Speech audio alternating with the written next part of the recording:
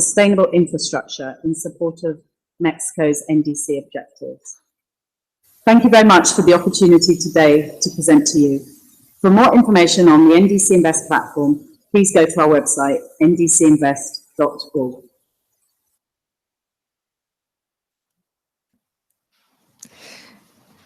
Now I'd like to turn the floor over to Juan Carlos so you can share with us your experience, Mexico's experience with regard to identifying its financial needs and assessing priorities in the context of the NDC development. Juan Carlos. Yes, thank you, Ambassador. It's a pleasure and an honor to be here with you. I see that long-term finance generates a lot of expectations, and what I want to do this morning is to share some answers to three main questions that we have set for ourselves. First, what is what we want to do? Second, how much do we need to do that? And third, what would be the delivery mechanism or instruments that we may use to achieve what we have in our commitments? And the experiences and lessons learned from our side will come in these next slides from the point of view of where we are coming from and where we are heading to.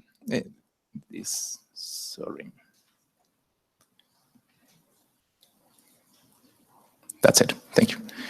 So since 2008, Mexico has been working on cost curves. This became at some point a fashionable way of putting together a number of potential policies, actions, and measures with a mitigation potential and a potential cost per ton of CO2 equivalent. And it was, as a tool, a way to, in a single graph, summarize everything that could be done in the country.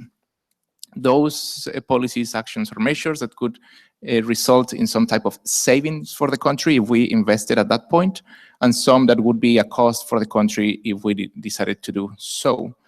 And this work that has been undertaken by Mexico since 2008 has been being carried forward since then. So every 12 or 18 months, we have had some type of update exercise around cost curves in Mexico. And why I start with this? The experience from doing these type of exercises have provided us with knowledge and understanding on where we should be looking at for us to put together different options, actions, measures, policies, so we have an idea of the type of things that we may undertake on commitments. And second, doing these type of exercises also has allowed us to further understand what type of costs and numbers we should be looking at for us to be able to put a number, a cost, into each one of those potential policies, measures, and actions. So that experience, moving forward, by the time that we had to submit, or that we wanted to submit our intended national contribution, and of course, now with the potential ratification of that or enhancement of that. So as you know, our NDC has two main targets on mitigation. One, on reducing our GHG emissions by 22% below our business as usual by 2030. That we said is non-conditional, which our interpretation of non-conditional is done with our own national resources. It may be public or private, but national. And there is an additional target of reducing 36% our emissions. So basically increasing from 22 to 36, condition to some provision of international support on financial, technological, and human resources, basically, in terms of capabilities. And that target, it also implies that the country is aiming to peak its emissions by 2026. In addition to the GHG target, we included a target for black carbon emissions because we consider that to be relevant for the country. So as being a national determined contribution, we decided to include that. And also in our NDC, we included adaptation. And in the preparation of that target, we have to maintain or to keep in mind that we already have the national targets for climate change for 2020 and 2050. that were in the climate change law that we enacted in 2012. And also that just before we submitted, or by the time that we were to submit the NDC, there was a new energy transition law enacted in the country in which we established a goal for clean energy generation by 2024. So all of this was part of the menu that we have in front of us. But the main thing is that the experience that we have gained in the preparation of cost curves, in the updating of that information and putting together in a way that could be understood by everyone in the form of an NDC, it became quite easy in a way to come up with a target, with a 22% or a 36%, because we knew of the potential or the range of things, the range of policies, measures, and actions that we could undertaken in the country. So the next step, in addition to the what to do, was to look at how much is needed, because we said, well, the 22% is according to the is non-conditional and according to the national resources. So how much do we need for that to happen? So the 22% had the assumption that if we went for 30 different policies and actions that we had already identified as part of this updating of the cost curves, we would need to invest around $150 and $160 billion over 15 years. This was made in 2015, so it was a consideration between 2015 and 2030. So by the time that we had to demonstrate that we were in compliance with our own target.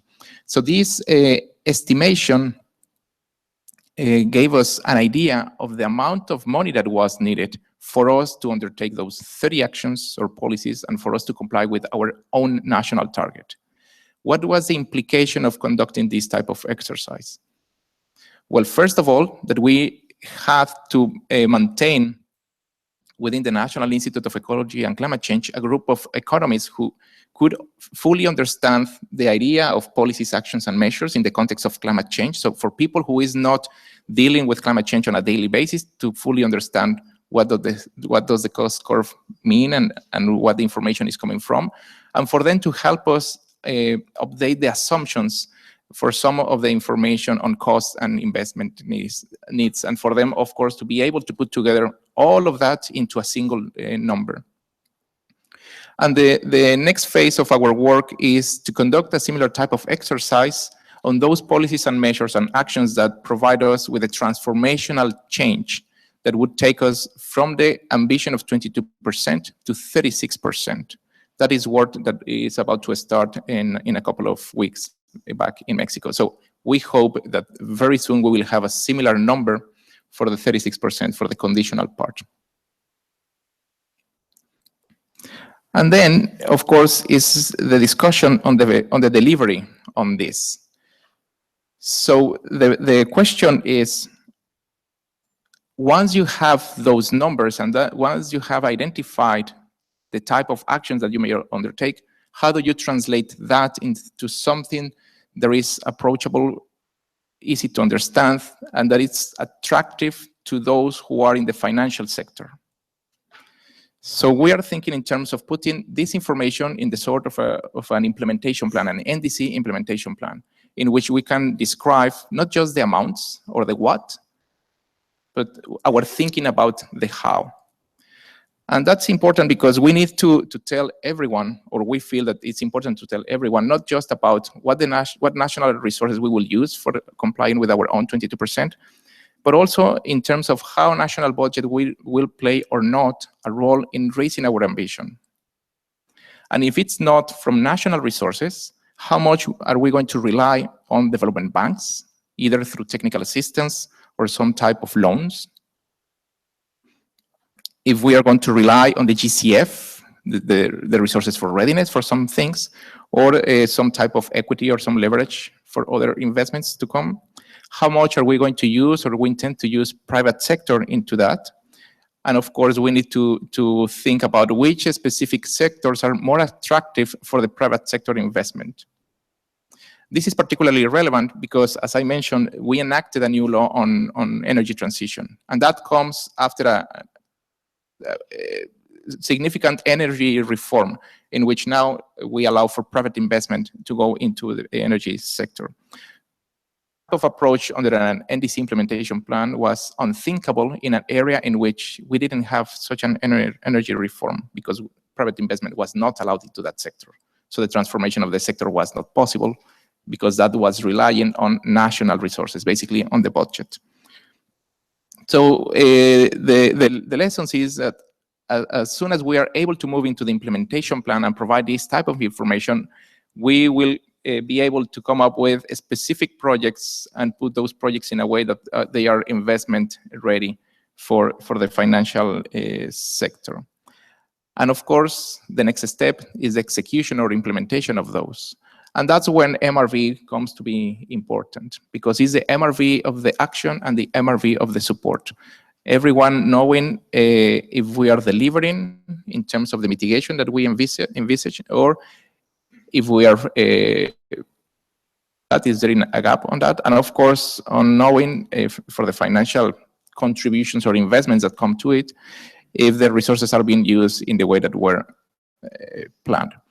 The implications of this approach for the negotiations, from our point of view, the negotiations on long-term finance, is the importance of clarity, transparency, and understanding of what we do. The CTU component of all of this. So it's not the finance because of the finance itself, but the finance because it has a specific purpose for helping us achieve our goals. So that's just the remarks that I wanted to share with you today. Thank you.